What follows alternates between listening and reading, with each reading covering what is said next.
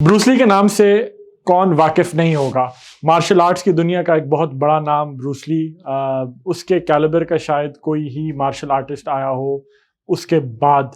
तो अगर मैं वर्ड को यूज़ करूं सेंटेंस में, कैलिबर वर्ड को, तो मैं कहूँगा कि I haven't seen a karate master of the calibre of Bruce Lee.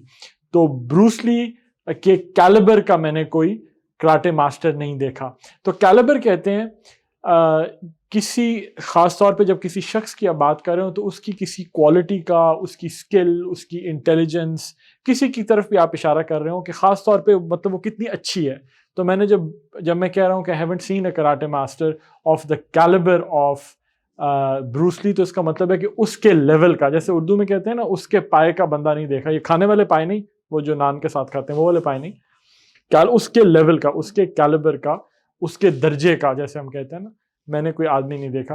तो आपका वर्ड है कैलिबर, ये नाउन है। अमेरिकन स्पेलिंग में ये BER आता है, ब्रिटिश स्पेलिंग में RE आता है। Both are fine, depends on what you prefer.